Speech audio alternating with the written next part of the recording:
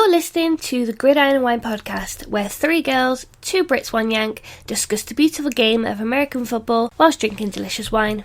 Enjoy the show.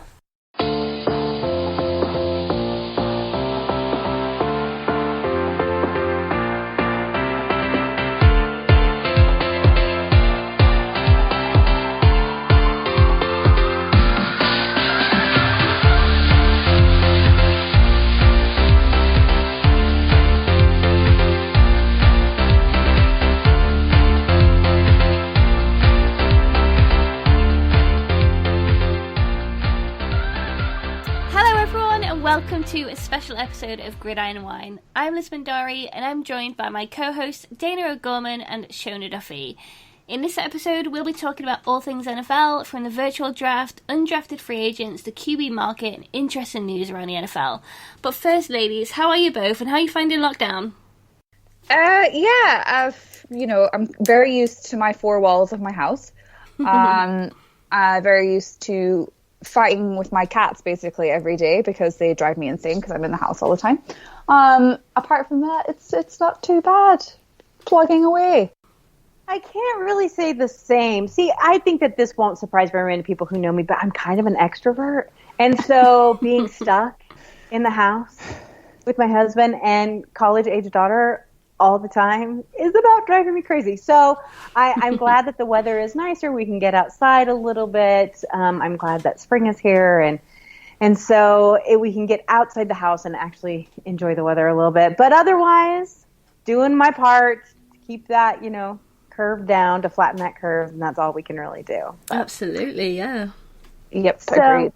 Would you like two cats to come live with you? Because they're driving me crazy. No. Because I have two dogs and a cat, and they're so used to us being home. If we go anywhere, like even for a walk without them, they have meltdowns. So I don't know how they're going to handle it when we actually go back to work.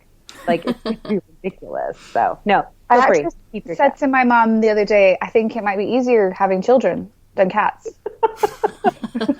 That's not true, just so you know. just so you know, so... guys, I was going to let you know, and let our listeners know, which I'm sure everyone pretty much does at this point. We got some sad news this morning. Don Shula, who was the longtime head coach of the Miami Dolphins, passed away today at a fantastic 90 years old.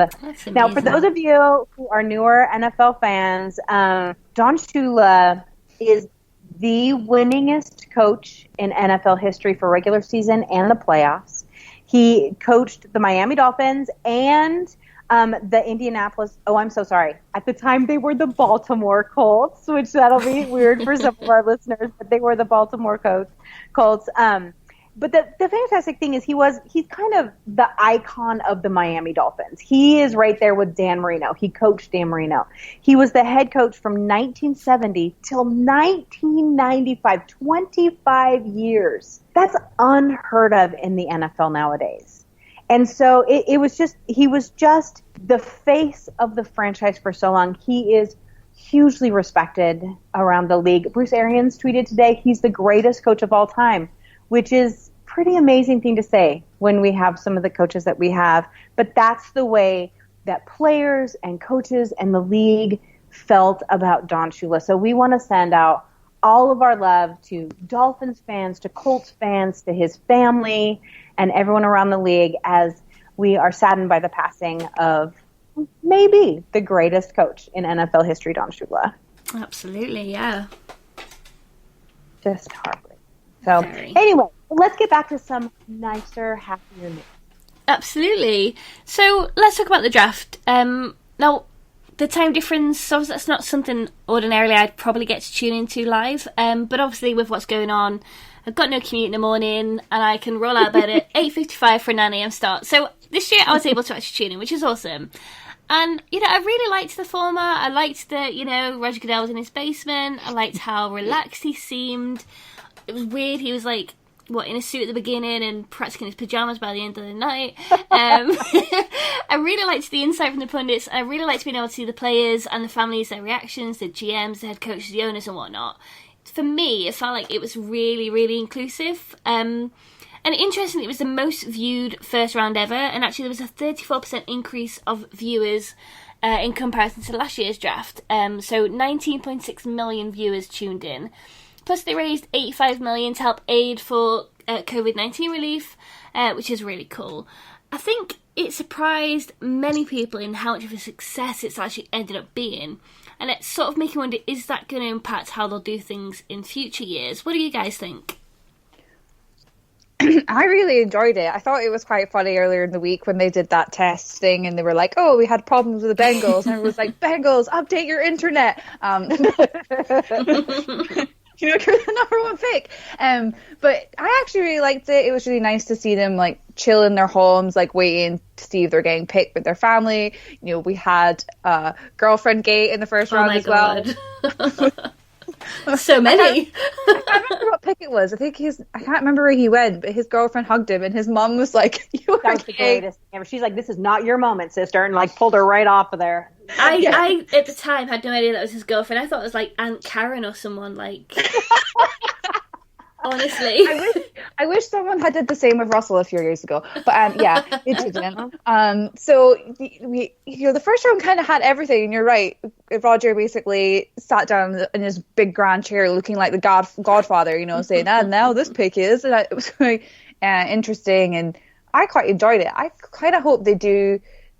I always find like. The first round's really exciting in the draft, and then the second and third is like really exciting when all those like, kind of like players you see get picked and eventually like shine on their own, like, and eventually in the years to come. But I always find they have so much discussion like with the people like around the table, and of course they still had that this time, but you were still getting to see like their reactions in the second and third round, like going to their homes and stuff, which I really preferred compared to like last year's, because I felt like it was, like you said, Liz, more inclusive. Some picks, were quite interesting, which I'm sure Dayna and I will go into, and Liz will mention as well. I think the biggest one for me was the quarterbacks that went in the first round. I was really surprised that they, particularly Jordan Love going to Green Bay. Aaron Rodgers must have been like, well, okay, cool. You still haven't drafted anyone for me to throw to, so I guess we're just going to have a cool defense and a quarterback. Right. Because I think there was a stat that he'd only thrown one touchdown to a first round pick in like... Mm-hmm. But I can't, in how many games, I can't remember. But obviously they don't select anyone to try and help him on the offensive side. So that was really, really interesting to me. But yeah, I agree. I really thought it was quite interesting. Really wholesome, I thought. The only niggle I have was ESPN's sob stories. And I'm not meaning that in a nasty way. But I just mean, like, this day is massive for these kids. They've worked their ass off in high school. They've worked their ass off in college. They're getting to the draft. They don't need to brought up about the fact that their dad was in jail when they were a kid, or the fact that they lived under a bridge. This is their moment. This is their day to shine, and you don't need to drag up that stuff. Yeah. For me personally.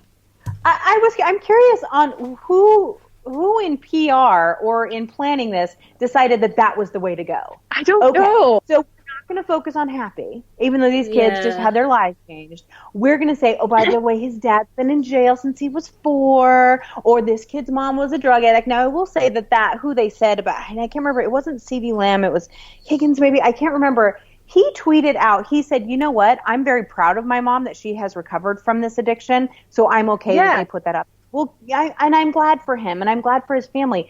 And I'm glad that they show, I think the purpose of that was to show what they have overcome to get there. But that's not just this year. That's every year for a lot of these kids. Yeah. And so it's like, why? It just was like, holy cow, you know what I mean? And the best friend died, and this one, and it's like, it's hard. And that is a true story for a lot of them. But I don't know. It was an interesting pick. I don't think they'll do it again. I mean, people are over that, I think, at this point. I liked the way this was formatted, too. I've always said that my favorite part of the draft is where a couple days later you get to watch the phone calls when the GMs call them. And, and you get to hear their reaction. Some of the reactions are always great. That's my favorite part. And I feel like we got to see that a little more this time because there wasn't a green room. They weren't all sitting around a table, waiting for their name to be called. And there wasn't that horrid moment where there's one kid left in the green room and he's been there for 2 days. I hate that. That breaks my heart for people. And so but otherwise I enjoyed this format. Do I think it will replace the big spectacles? Nope. No, they've already announced it. Yeah. I do feel like they should, the green room, I get, but I feel like for the second and third rounds, they should keep it this way because I just thought it was so much more interesting. Yeah.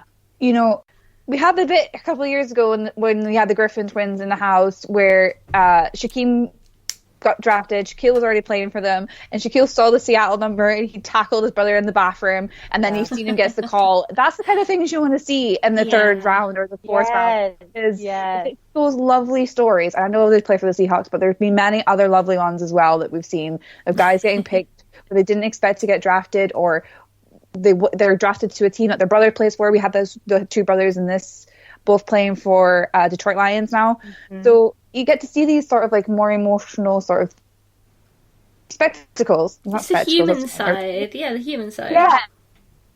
It's what I want to see. It's what I want to see in the later rounds, rather than just people talking. I don't want to see fountains at the Bellagio. I don't want to see fireworks. I don't want to do any of that. I just like to see the people of it. It's true. I don't want to see any of it, and I'm dreading the Vegas one. Hopefully, they will have taken a cue of all the negative they got, for that too. But it was interesting. I think that. It still took them 4.5 hours to go through 32 picks in that first round. They've got to cut down the commentary. I get that they have time to fill, but they got behind, especially in day 2 and 3. They were 10 picks behind on television. Yeah. And you know what? That's not something people are going to tune in for. They've got to fix it. It drives me crazy. Now, as for the draft itself, the biggest thing that surprised me in this one was the lack of trades in the first round, in the first half of the first round.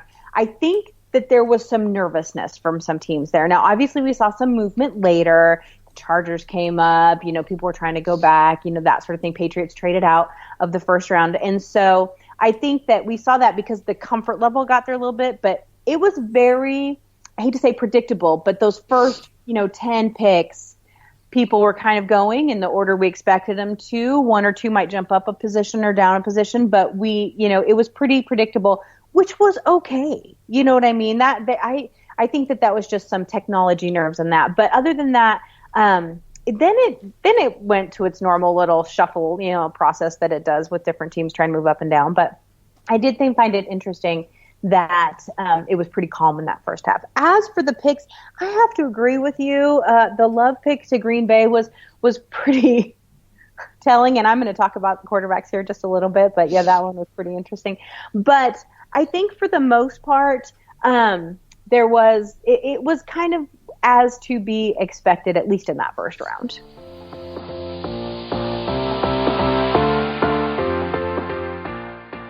I want to talk about the surprising or non-shocking undrafted free agents and where they have landed. So first, I want to talk about Hunter Bryant because I was pretty surprised that he wasn't drafted at all. I saw him play against Washington State when I was there in December, and I thought he was really running the show basically as a tight end. But he obviously did get picked, but he obviously has been now signed by the Detroit Lions. But it was really surprising to me that he was left off the draft board when other tight ends were picked. Shea Patterson, was quarterback for Michigan Wolverines. He also went as an undrafted free agent, which to me wasn't as surprising, even though I tweeted yesterday to one of my pals. I thought he was quite good when I saw him, and he said, "How drunk were you?" And I said, "Well, I was about 6 fireballs down, so I will give you that one." So he is signed with the Kansas City Chiefs, which is really interesting to me because obviously they have Mahomes, who is shit hot, and my brother can't stop talking about him now and the fact that he was on Ballers.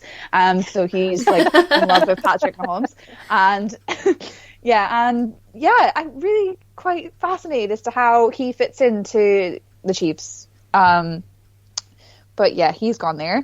On the whole, it wasn't a good draft for Washington at all, actually, the Washington Huskies. So but their quarterback, a wide receiver has gone to Seattle. Aaron Fuller, and the Washington State QB, Anthony Gordon, has also gone to Seattle. I don't think that will be the only QB that Seattle pick up in free agency. I think they've, or undrafted free agents, I think they've learned, but they're from their mistakes a few years ago when Russell got injured and had to recover his weak injury. So yeah, some of them have been really interesting. I'm glad a lot of them have now found teams. But what was the most surprising ones for you? You know, I love undrafted free agents just because they always come in ready to kill it. You know what I mean? Like ready to put it all in it. You know, we have seen over the years some amazing, you know, undrafted players. Tony Romo, hello, Doug Baldwin. I mean, there's been so many. Wes Welker was undrafted. You know what I mean? And so you come in and they're like all in and they're ready to go and they kill it. So this is not just special teamers and kickers and punters that end up being undrafted free agents. So like a lot of times you get players that are unknown, undrafted, but unknown to the masses. And so some of these names you're like, who's that? But I will tell you. So I am going to murder his name. And so I apologize for that. But Marc Antoine, I think it's Decoy. He's from the University of Montreal. He signed with Green Bay. He's a safety. And, you know, it's like players like that who might not have gone to a Division I school, or even maybe they played for, you know, out of the country, much like this guy. You know, they get their chances then at that point. Obviously, I think that you mentioned the big one, Anthony Gordon, the quarterback for Washington State, went to Seattle. That was like a hometown pick. Like the Seahawks fans were so thrilled about that. And, you know, why not? The kid's sitting there, you know, God knows Russell Wilson rarely needs a backup, but it's always good to have, you know, someone in there for sure. I also liked that there was a few other players that were on the draft boards, like they were on the big guys' draft boards, but for some reasons, teams just kind of went a different direction. Now they might have been, you know, 6th, 7th rounders, but they were there, and they just don't get their chance. So I love this, but I have to say I'm interested to see what these I call them non-traditional, you know, NFL draft picks. They're not Division I school picks, like the kid out of Montreal, to see how that they do, so that then the NFL maybe can broaden their scope a little bit.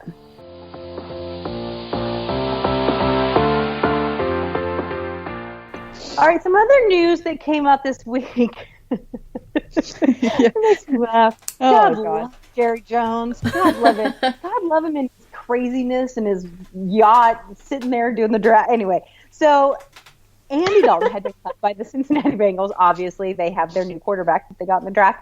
And so Andy Dalton had been let go from the Cincinnati Bengals. Now, there was a ton of conversation about where Dalton would end up. Dallas, Texas was not one of the places in the conversation. And what did he do? He signs a 1-year contract with the Dallas Cowboys. Crazy. Now, the tweets that came out about this were of shock and awe. They're paying Andy Dalton before they're playing Dak Prescott. Wait, what is happening here? Now, do we expect Andy Dalton to take over as quarterback? Absolutely not. I mean, I certainly don't. I can't imagine anyone else does. But it does throw an interesting little wrench in it. I am a believer of, as quarterbacks get older, if they're not playing up to the level, if they want to go in as a backup, it's a great thing. We've seen it in many other places where these veteran QBs can go in, play backup. They feel more comfortable. The team feels solid. They have starting experience behind them. So if something should happen to their franchise QB, they're not, you know, completely sunk. Yeah. I think personally that's probably what's happening here. Maybe it is, Jerry. We don't know. But at the same time, that has to piss Dak Prescott off. And the fact that he still doesn't have a contract and that he's not going to get the money he wants. I have a friend who does a lot of cap stuff, mostly focuses on the Patriots, but he does it for the whole league. And he had a tweet today that was really interesting to me, ladies. His tweet today said that the NFL is expecting to lose like $100 million in revenue if fans can't go to games. It was this huge, crazy number. And then he pointed out that the cap increase is completely predicted on revenue from when the fans are in the stadium. So there's a very good chance that the 2021 cap will go down. And so I think that's going to give a lot of teams pause, and that could be interesting. That's going to come in a lot of contract negotiations. Dak could be one of the people that gets hit from that. But it wasn't just Dak, was it? So then Green Bay, during the draft, decided to go ahead and draft a quarterback in Jordan Love. Now, the interesting thing, it was immediate. The bomb went off in Green Bay. And because they have Aaron Rodgers. Was this a sign? Were they going to get rid of Aaron Rodgers? Is he, at the end of his career? Well, we all know he's getting toward the end of his career. But as Shona, pointed out earlier, instead of helping their quarterback, they grabbed his replacement instead. That does not look good for Aaron Rodgers. And the funny thing about it is the immediate comparison that came in for Brett Favre. How old was Brett Favre when Aaron Rodgers came in? The exact same age as Aaron Rodgers is now. Aaron Rodgers sat behind him for a year. Love will sit behind him for a year, and they take over. I mean, there was just so many comparisons. But I think what really happened there was the new head coach last year was there were remnants of Mike McCarthy was still there. And so this year, this is all about a new team, a new era, a new thought process, and no one is real sure that after this next season, because I don't think it'll be right away, but after this next season, if this will be an Aaron Rodgers Green Bay team anymore. The other thing is, how many times have we seen Aaron Rodgers miss out huge number of games because of injury? It's been happening a lot over the last few seasons, so they bring in this kid. And so it was interesting because it was it was a bigger whoa than when the Eagles drafted Jalen Hurts, which I don't really understand that either. No. Wentz actually had a pretty decent season last year, but he did get hurt in his last game. He broke his collarbone, I believe is what it was, in the last game, in the playoff game against the Seahawks. So do they expect that injury to take longer to heal than maybe they expected? So then they bring in this kid. I don't know, but it was the Green pick that I think really threw everyone for a loop. What do you guys think? Do you think these are teams being careful with their quarterbacks and making sure they have decent backups, because we all know how important that is? Or do you think that we're starting to see some replacements come into play? Well, when the Love pick happened, I was actually almost falling asleep. I was like, okay, it's 4 a.m. in the UK. I'm getting pretty tired. And it was Green Bay Packers have selected Jordan Love. And I was like, I'm awake. I'm awake now. I'm pretty shocked because obviously Green Bay went with Rodgers a couple of years ago when they had to choose between Rodgers or McCarthy. They chose that. They chose the Aaron road. And now they've gone, well, do you know what? Let's bring in Jordan Love. And you're kind of okay, so are you replacing him in a year's time? Are you thinking it's time to move on? Is this you subtly telling, yeah, Aaron, we chose you a couple of years ago, but maybe we shouldn't have? Yeah. I was just so... Yes, that's my thought. Yes. If you want to know my opinion, yes. I think that Aaron Rodgers is a bit of a diva, and I love him for it. But at the same time, a new coach would be like, meh, I'm moving on. You're old. You know what I mean? Literally, you're not as hot as you used to be, and you're still a drama queen, so, we're going to go with a younger guy. And I really like Aaron Rodgers. It's just, I think that, new coaches, their team, they want someone they can build around, and Aaron Rodgers I think he's 36, going to be 37. I mean, it's not like he's a baby anymore. I do think Green Bay didn't have a good draft overall, though. I still think they have big needs on offense that they didn't address. And the fact that everyone is speaking about the fact that they've taken in a guy to replace their quarterback rather than gone, yep, Green Bay are now contenders, it kind of shows how their draft went on a whole, I think, yeah. I think Dak might be trying to dye his hair ginger now, to get a new deal. I don't know what that kid's got to do, because I seriously don't know why they still haven't paid Dak. And when I found out that Dolly went there, I was just literally is Jerry taking another big glass of champagne and gone, I know what I'm going to do today. I am going to just create a sensation around the Dallas Cowboys again. But I think the Love one was the biggest shock for me. Hurts was interesting too. I reckon he's actually a starting quarterback somewhere. I don't know I don't know when he would start, because Wentz is still really young, and obviously, he does get injured quite a lot, and he is quite injury prone. But I think Hurts is a starting QB, and I think he could have gone to another team where he could be starting within the year rather than the Eagles. But yeah, Love and Dalton was quite surprising. I think it's interesting though, because I guess go back to your point around the question, it's like, I guess teams have to future plan, but a lot of these have just been a bit like, that makes no sense right now, but I suppose the team is doing what they can in the draft. The whole thing baffles me, but yeah. I did think the Chargers selection was quite interesting, because they obviously went with the Oregon quarterback, who was really good. Yeah, for Oregon, but I just don't know how he's going to do in the NFL, but hey, we'll find out. Yeah, that made sense to me. I mean, they don't want anyone who's going to cause any problems. They've had that in a quarter. To be honest with you, they've had that. Philip Rivers, he's a pouty. I love to watch his meltdowns on the sideline. I've said it 1,000 times, and that, he is the Jim Harbaugh of quarterbacks. He has a complete meltdown.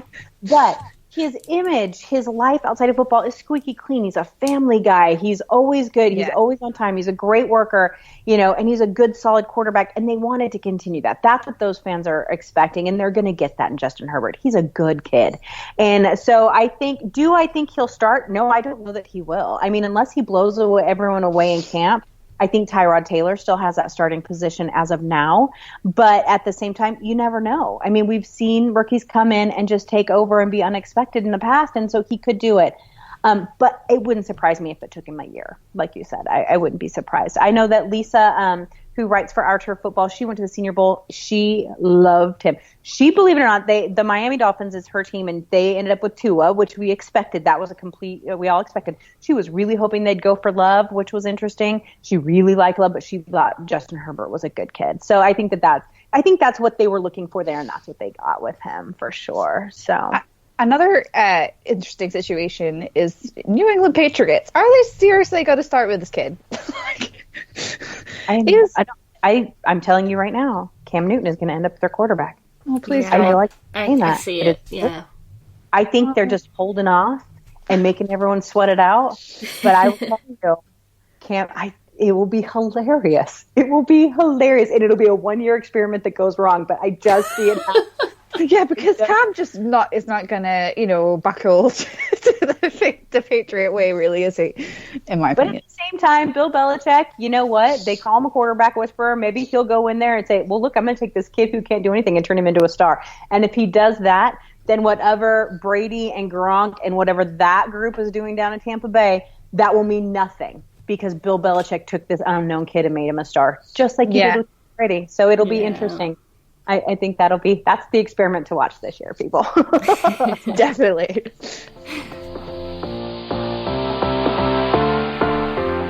And bringing us to our final topic, Roger Goodell is full steam ahead that the NFL season will begin in September. He's basically saying no train is being derailed off this track. The schedule is out soon. So are we on the train with him, or are we off at the station? Well, so we know that the international series, we know that's not happening now, so definitely no London, no Mexico games, none of that. And yeah, as sad as I'll be that there's going to be no live games to watch here, it's 100% the right thing to do, and obviously it's going to come back next year, so that's fine.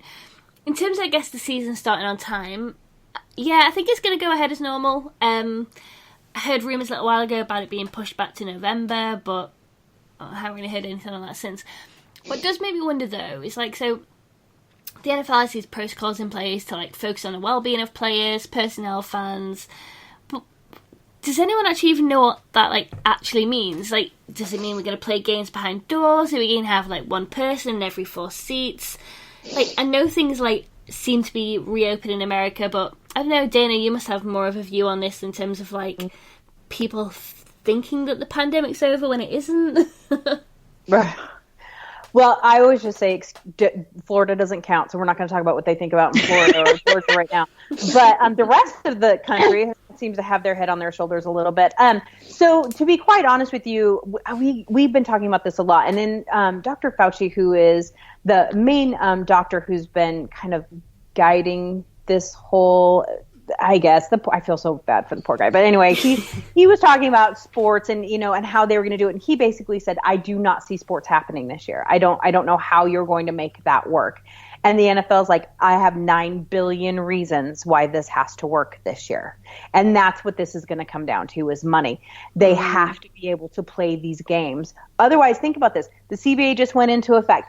There's going to be contracts. They'll be like, well, then do you add another year to everyone's contract? Do you still play the players? You don't.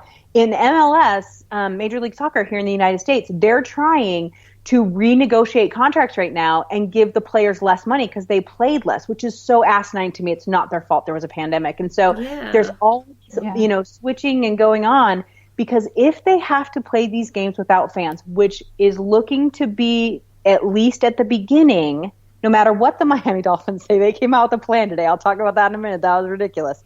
But that they, that this plan, I told you again, Florida. But so they have this plan that they're going to start, without fans, which apparently Kirk Cousins was all for. Did you guys ever get that quote? Kirk Cousins was like, great. We practice without fans. We don't need fans. It's like, what are you doing? So, but then there's plans of do they slowly ease into it? Do they do a lottery system where they pick maybe 8,000 fans and then they spread them out? They would have to not serve alcohol because then people, get enough alcohol in them and they don't pay attention to social distancing. There's like all these different scenarios being put out there. You have to think about travel. You have to think about, these players being quarantined from their families. There's so much to it. So football is going to come out with their schedule.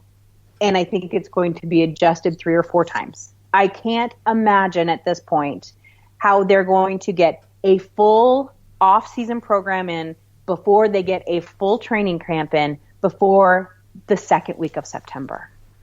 I just don't see how that is going to be possible. But you throw enough money at a problem and anything is possible. So I can tell you this. When it comes to baseball and soccer here in the United States, the NBA is having their own, I don't know what they're doing. They're kind of off in their own little world. But for soccer and baseball, they're thinking about being located centrally in one or up to 1 to 3 cities where they can do tournament style to get everyone back up to speed, to get everyone rolling, and actually without fans. And then there was this thing, how they have the video boards at soccer games that go all the way around the pitch? Yeah. And they're like, well, maybe we'll pipe in live fans and they can have video. And I'm like, how distracting would that be? It was That's distracting so awkward. When they're behind on the screen during the draft and he's trying to get these fans to cheer. We're like, what are you doing? So that'll be interesting. So to be honest with you, to go back to the main question, no. I don't think this is going to start on time. I don't think we're going to have a normal schedule. I think we're going to have a Super Bowl the first week of March. Yeah, I would agree. I don't think it's going to go. I don't think it can go on schedule purely because we don't really know where we're at the moment, like in terms of lockdown situations and restrictions are going to be in place after lockdown. It's not just going to be lockdown's over, let's go party. Like that's that's not going to happen. So I agree with what Dayna said, and also I think it would be so weird to have it without fans. Like, you go into Lambeau and you don't want to go there as an away fan because it is so full of Packers fans and how loud they make it. It's the same with CenturyLink. It's the same with the Patriots. But I mean, the Chargers might be pissed because they have fans. But which is not my statement. It's what somebody else said on Twitter. I did laugh at it because I was like, that's a bit of a shame. But you go to these games. But you even go to these games as away fans because you're so awed with how the home fans make the noise around the stadium. I just don't think it would be fair to have sport without fans. And it's what Premier League footballers have said over here. They're planning this 10 neutral grounds where the Premier League can play out their season, but without fans. And the players are just like, we're not going to play. We don't want to play if there's not for fans, because why are we risking our lives to play? Yeah. In situations, but there's still not going to be fans there. Like, that's the whole point. We play for fans. We don't play for, I don't know. Right. I just think it would be. See, I'm all for it. I will happily watch a soccer game without a fan in the stand. I just want to watch a sport. I want to watch something that wasn't from 5 years ago. Like, I don't even care what it is at this point. I will become a hockey fan if they start to play. Like, I don't even know. Like, I'm so ready for it. But I think from the polls and stuff that I've seen, fans are okay with not having that have to be there or have a lottery system or whatever it may be. Who's not going to be okay with it are the leagues. Yeah. Because, I mean, baseball, you can get away with it because those stadiums are rarely completely full anyway, so they can pretty much, space them out because there's so many games. And soccer, they, because they just want to have a few fans there, they might just let their supporter groups in and spread them out. Who knows, But But I was just gonna say, it's football. It's the NFL that's not gonna want to do it without fans because that's their revenue. That's where they need to make their money. Yeah. There is actually a Scottish club in the Scottish Premiership who have already mapped out their stadium with social distancing. So they're saying if football comes back and we are allowed some fans in, we're adhering to this social distancing rule. So they normally get about a crowd of 6,000 every week, and it would be down to 480. Crazy. Yeah. With social distancing. And that's what they'll have to do. Just have a lottery and see who gets in. I don't see how it's going to work. No, I don't. It's going to be tough. It's going to be tough. But like I said, money talks. Well, so that's it. That's it. There's so much more behind all of this. Like, there's sponsorship deals. There's all this kind of thing. Like, it'll be in contracts that if, I don't know, players don't play X amount of games, that they'll claw the money back. Same goes in terms of, like, sponsorship deals. Like, that kind of thing exists. So I don't know how it's going to... I can't. Yeah. I can't wrap my brain around it. Yeah. What I don't really like with the sponsorship deals, I totally get it for next season. What I don't like is the fact that they're holding money now when, like, they would have to pay it anyway if the season ended. So, like, there's like sponsorship deals where, like, we're not going to give you this money now until you call off your league or to say your league's finished. And I'm like, well, yeah, but the league would finish in a month's time, so you'd still have to pump out this money anyway. So that's the stuff that I don't agree with the whole withholding the money now. But the logistics for next season just blows my mind, and I wouldn't want to be involved in it. Yeah. Right.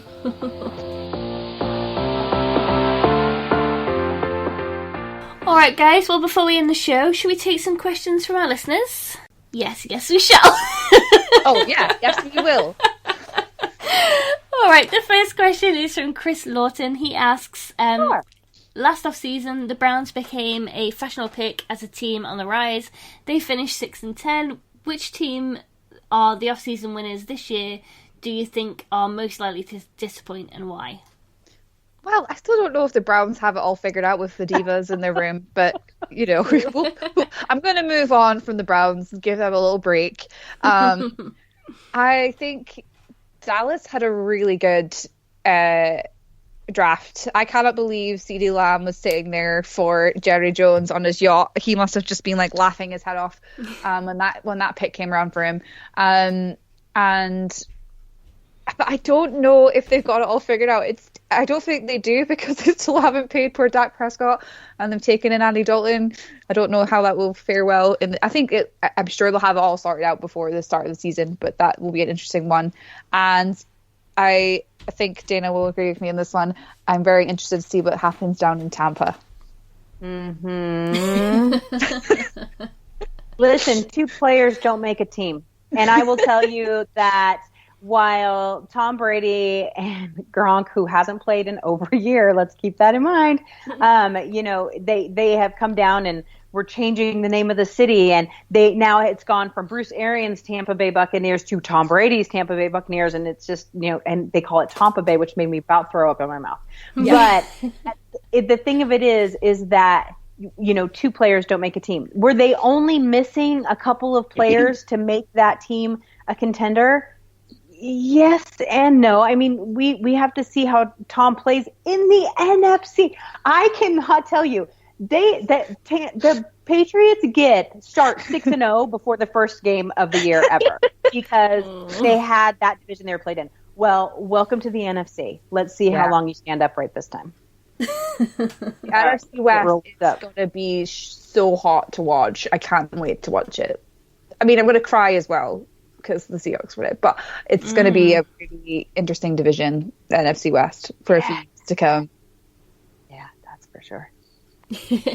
Another question from Chris. In light of the success of The Last Dance on Netflix, what retired NFL player from any era of the game would make the most entertaining, intriguing documentary in this mold, and why? So I took this question because there's some really great players from back in the day that would make. You have to understand, before social media and as involved in the press, players got away with murder, literally. And so, a handful of players that would make interesting documentaries. Obviously, we've seen like mini documentaries on Terrell Owens, for those who don't know, and God knows he's a character, right? So that was interesting. Deion Sanders was great, but then you go to like Lawrence Taylor from the New York Giants. Oh yes, so Lawrence Taylor's. He was a nightmare PR-wise, but a beast on the field. And he changed the whole tone of that team. There's other, great players. I think for the most part, we all know, like the current players that would be interesting. Like, I would love to know what went on in Johnny Manziel's head. I think that would be fascinating. And, then, there's a lot of, like Ryan Leaf, for those of you guys who don't know who Ryan Leaf, he's considered the biggest NFL bust of all time, which breaks my heart because he was my high school quarterback. But he did great for Washington State, went and played in California, was a complete arrogant putz, ended up a drug addict, ended up in jail, ended up all kinds of stuff, and now is married, has a baby, and does, all of these great speaking tours. And so I think that, it's players like that are really interesting. Redemption stories are always fascinating, but I'm telling you, I'm still waiting. I want a full expose on Lawrence Taylor. I would watch that. That would be really interesting. Sure. I think Doug Baldwin would be quite a good one too, because I think one day that guy is going to run for like Senate or something like that. He is going to be in politics because I just think he's amazing. Yeah.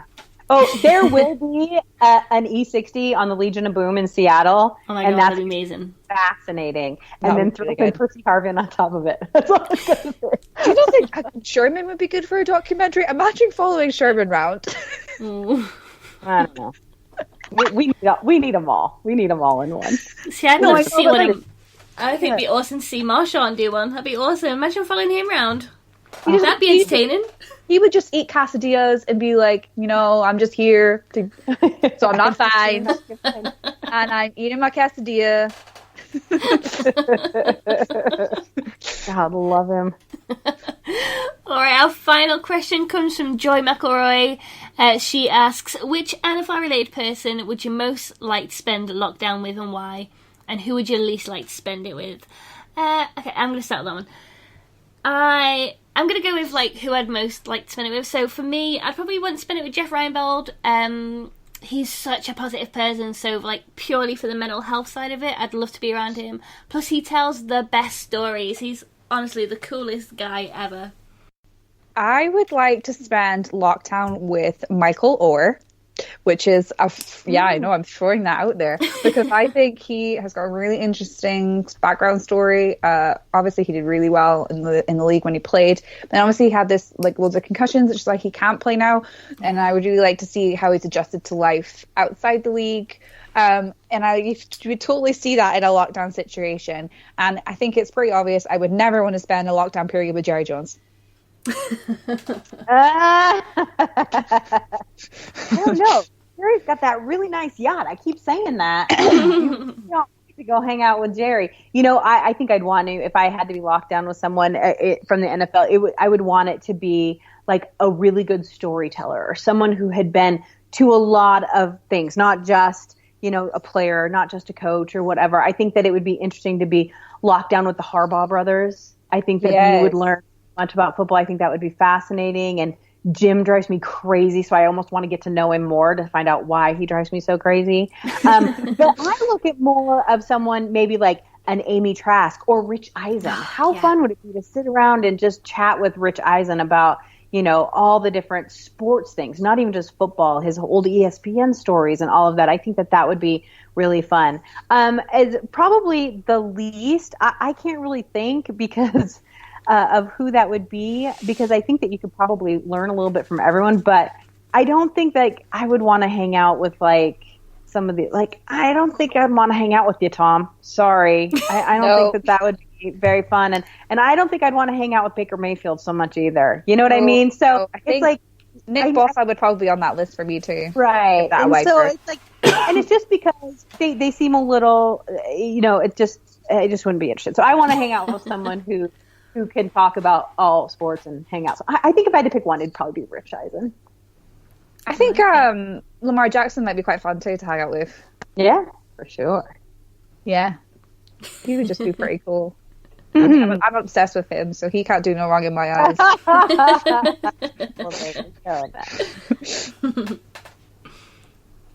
So I think we should do a big cheer for the NFL, for hosting the draft in the way they did, for giving us some sport in this time, for keeping us excited for football, and for franchises continue to surprise us with those interesting free agency deals. Obviously, let's cheers to Don Shula as well. So cheers NFL to Don and all the players who play in it. Cheers. Cheers. Thank you, everybody. Cheers.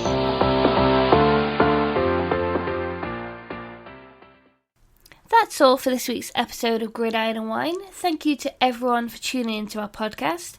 If you liked what you heard, be sure to rate, review, subscribe, and of course, tell a friend about the show. Until next time, thanks for listening.